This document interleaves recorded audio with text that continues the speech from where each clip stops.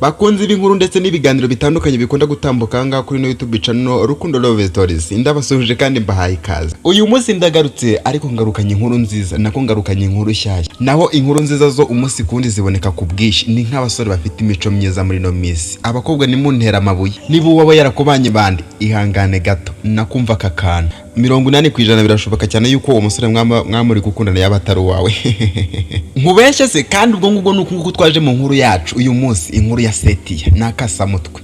Setia yari umukobwa mwiza cyane ukunzwe muri quartier. Abantu bose baramubonaga bakamanika amaboko, abandi bakabyiganira mu kumusuhuza, abandi bakabyiganira kumutwara. Abamotari bari barahengamye igikano. Gusa nubwo byari bimeze gutyo, Setia nta musore numwe yashakaga kwiteza. Yumvaga azashakana n'umusore w'umukire ufite amafaranga. Numva nta musore w'imbwa wampagarara imbere. Ubu ni ngewe revo ndiho, ntabwo nashobora kuba nakundana n'umusore udafite amafaranga, utarize, umusore utitwara mu modoka cyangwa se afite inzu nziza. Twaba tuvugana ibiki? Umwana Setia bitewe n'ubwiza yari afite yumvaga azabana n'umusore ufite ubushobozi. Gusa nyine tujye twemera Setia yarateye neza cyane. Ikindi kandi yari afite amashuri ye.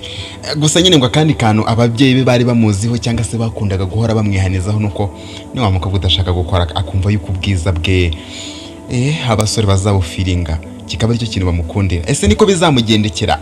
Ubwiza bwe bushobora kuzamuhesha umusore w'umukire nkuko abitekereza? Tubane muri no nkuru ntucikwe. Ariko reka mbanze nakira abantu bashyashya kuri iyi channel. Umuntu mushyashya ni umuntu utaramara ukanda subscribe, niba utarayikanda uyikande kandi wibuke gufungura inzogera kugira ngo buri kiganiro cyangwa se inkuru bitambutse anga ubashe kwibona kandi ubibonere ku gihe. Ngewe ugutegurira inkuru ndetse n'ibiganiro bitandukanye ahangaha nitwa Rukundo. Inkuru yacu tuyitangire. Gusa ndagukunda, niba nawe unkunda ntiwirengagize kubinyereka ukanda like kuri no video. Ikindi kandi udusigira igitekerezo maho ngaho bitewe nuko inkuru uraza kuyumva, cyangwa se niba ari cyo wifuza ko twaza kubwiraho ubutaha nabwo ntubyirengagize. Reka inkuru yacu tuyivimuzi ni muzinga. Dutangiranye n'umukobwa witwa Setia arimo yibaza amagambo ati, uriya musore witwa Jack amaze iminsi ari kusaba yuko twakundana, ariko iyo ndebye Jack ndi kubona ntabwo yantunga pe. Kara kabutike kise ni iminota ingahe?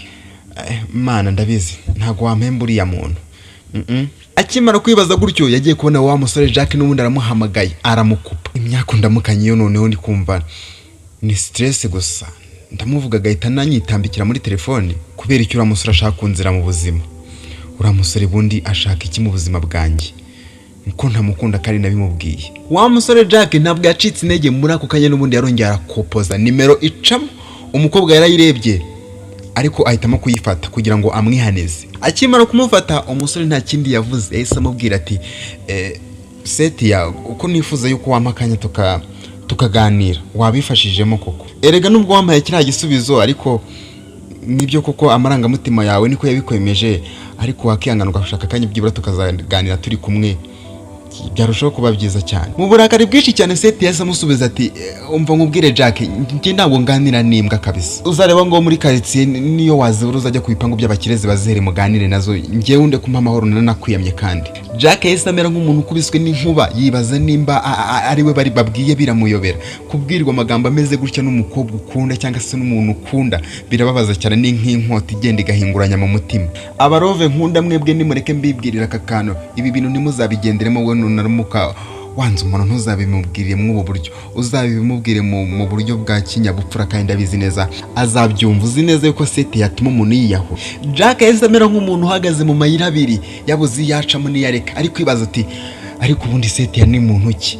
Setia ubasha kumbwira ariya magambo ni muntu ki? Ariko se ubundi wamureka nkarekura burundu?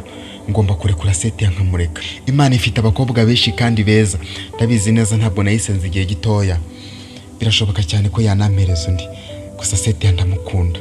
Ubu se mureke uragenda ave mu buzima bwanjye, cyangwa se nkomeze mpatiriza ari igihe cyazagera bigakunda? Ese Jack areke Setia cyangwa akomeza yinginge bizageraho bikunde? Twandikira ngo muri comment. Uko Jack yarakomeje kwibaza ikibazo gikomeye cyane, umukobwa nawe yari yariye. Sinzi n'impamvu karagangu kadashobora kumvira mu buzima. Gusa hari icyo nkwiriye gukora. Ngomba kumukora block, ngomba kumubloka ku buryo atazongera kumamagara niri na rimwe, kireka natira, kandi nabwo ni nkeka kariwe phone nzahita nyikupa. Ese amaherezo ya Setia araza kuba yahe? Jack yose biraza kurangira gute? Reka dukomeze inkuru yacu. Bukeye bwaho hari inshuti ya Setia yitwa Samantha yatekereje kujya kumusura. Ubwo yari arimo agenda ageze mu nzira, yagize igitekerezo aravuga ati, reka mbanze mvugishe Setia, mbanze menye amakuru neza yuko yaba ari mu rugo. uko yakuye telefone mu mufuka niko inyuma hari umujura wari wayibariye ashaka kuyitwara. Umujura amuturutse inyuma muzengurutse ukuboko mu izosi aramuniga ukundi kurayimwambura. Samantha yabuze umuntu wamutabara, ariko uko biri kose inyuma hari umuntu wabibonye arimo araziruka aje gutabara. Jack warebaga ibi bintu byose afite ishyaka ryo gutabara uyu mwana. Umujura akimara kurekura Samantha ziko telefone yicikanye inyuma haturutse umusore. Yahise amubwira ati iyo telefone yihereze nyirayo. Umujura nawe arangije aramubwira ati ariko subundi mbwira gutanga telefone nkande wowe. Jack arutangiye kurakara yaramubwira ati uyu mukobwa musubize telefone ye kuko yimwambuye mbireba. Umujura aramubwira ati none se ngunu umugore wawe ku buryo wazonyekaraga imbere. Jack aramubwira ati reka imikino mwana cyangwa nkumaremo mwuka. Umujura yashatse kugira ngo agende, sasa intambara biratangiye. Yari imigeri ibiri fone yamaze kuyitanga. Yahise yirukanka avuga ati cyari kinyishe kirafata ni nk'ikimata. Kira kintu ni cyahehe none uko kindenzeho.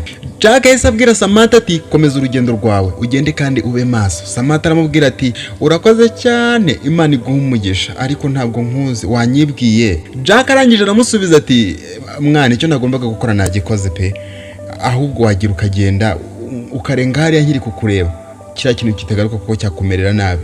Genda urenge ririya shyamba ndavano hano rirenze naho kumenya byo, ariko ntacyo nitwa Jack byanijwe ng'iyo gusa. Samantha yaragiye ariko agenda babaye. Izina Jack yarishyize mu mutwe we, yaryanditse ahantu ku buryo ataryibagirwa nubwo atabonye nimero ye. Samantha yaragiye n'ubwoba bwishi, ageze kwa Seti arakomanga, ariko akomanga afite ubwoba bwishi cyane kuko yavugaga ati nibatinda kunkingurira cya kintu kirasanga ku muryango. Batinze gukingura ariko Samantha arongera akomanga, nibwo Seti yahise aza kumukingurira. Arangije amatati se ko numva ufite ubwoba bwishi cyane. Samantha aramubwira ati Seti urihutira kumbaza ibyo ngibyo taranama karibu, wampaye karibu ko ari byo byaba byiza kurushaho nkicara mu nzu, ndumva ndemerewe cyane. Seti aramubwira ati ni karibu. Baraganiriye amubwira ibintu byari bimubayeho, ariko ntabwo yamubwiye umuntu wabashije kuba yamutabara kuko yumvaga yenda yuko atanamumenya atanamuzi. Yamubwiye ko ari umusore uzi kurwana gusa, uzi kurwana bimwe bya nyabyo. Ni umusore wantabaye, ni umusore akoze urugamba rutari rworoshye. Ubwo umujura yaramereye nabi cyane yenda kunyica. Sha n'amahirwe nagize yaturutse inyuma arazabwira umujura ntware telefone ati iyo telefone yisubize nyirayo. Umujura ashaka kurwana yamukubise imigeri ibiri. Umwana mbona arataratse, telefone yayimpaye afite ubwoba bwishi cyane. Ageze amahirwe avuye aho ngaho yahise yirukanka nta n'uwamenya ahantu yaciye, ubanza atazongera no kwiba. Yamukubise koko. Seti yarangije amubwira ati sha Imana ishimwe cyane ko wabashije kubaho rwose, telefone yawe ukaba uyifite nawe ukaba warokotse urupfu rukomeye. Imana ishimwe kandi rwose ihabwa icyubahiro. Samantha arangije amubaza ati se kuvuza Imana cyane uracyayemera? Seti aravuga ati nakanga Imana nkajya hehe, ndacyayikunda. Byari bimeze gutyo Samantha asanze Seti yayibereye kuri chat, yarari kuri Facebook. Samantha nyine ihangana ahubwo mva inkuru ngufitiye rero.